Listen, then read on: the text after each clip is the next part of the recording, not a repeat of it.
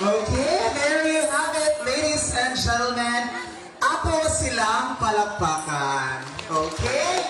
And now, at this point of time, let's welcome once again the Vice President of the Republic of the Philippines and the Secretary of the Department of Education, Honorable Sara Z.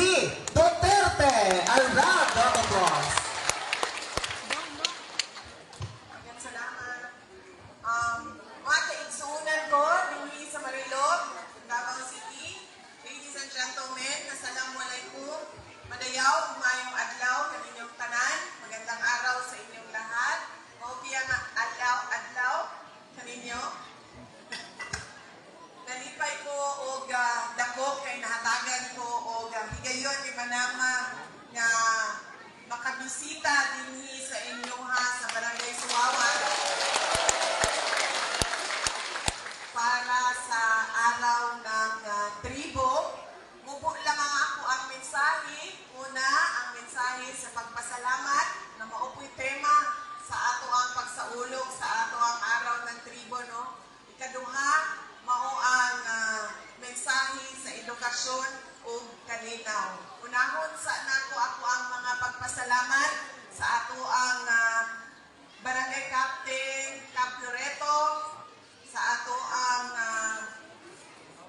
IPMR, si Kagawad Aloy, sa ato ang tribal chieftain, si Junisha Itlang, sa ato ang former Barangay Captain, Kagawad Tudora Amoy, Abu Dini, ang ato ang kapitan sa Barangay Mintan, ex-Barangay Captain Abay Bargamento. Nagpasalamat ko sa ilang pagdawat dinhi sa inyo nga pugtanan, sa pagdawat ninyo sa ako sa amo ang mga kauban na dinhi sa inyohan selebrasyon sa Barangay Suwawan.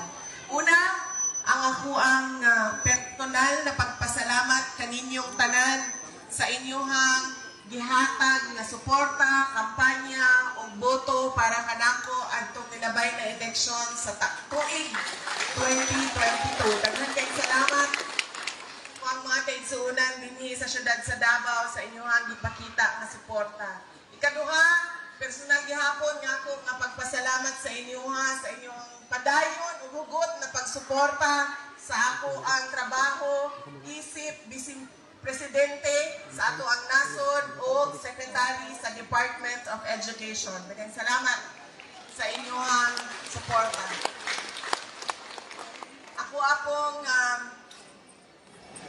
pagtimbaya o paghatag o pagyukbo sa ako ang mga kauban sa Department of Education, ang ato ang mga maestra o mga non-teaching personnel sa ato ang Department of Education, sa ato ang mga eskwelahan dinhi sa Barangay Suwawan o sa pagpasalamat sa ilahang pagserbisyo sa ato ang nasod o pag-amuma sa ato ang mga anak dinha sa sulod sa eskwelahan. Daghang salamat kaninyong mga ma'am ug sir.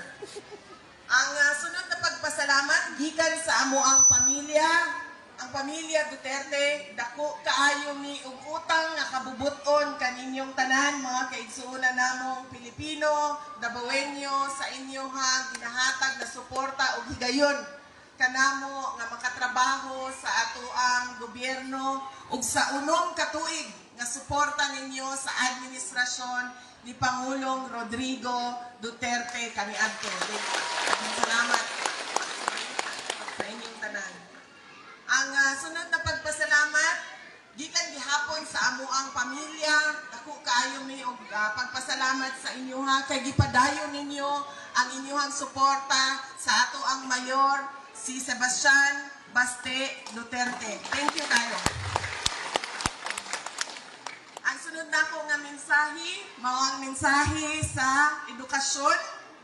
Ang ato ang mga anak, permi ko nagapahinumdom kaniadto kadtong mayor sa inyohang tanan kadtong mayor pa ko nga magplano ta para sa ato ang pamilya kay lisod, magpadako, lisod, magpa-eskwela, lisod ang kwarta, no? Para mapadako nato og sakto ang ato ang mga anak, mao lang kinahanglan planuhon nato natay family planning para mapanigurado nato nga ato ang mga anak mapahuman nato og eskwela. Ug maupod na ang pagpadayon sa ako ang mensahe mao ang pagsulti sa inyo ang akong naa na ang mga bata na inyong mga anak, paniguraduhon ninyo nga mosulod sila sa eskwelahan.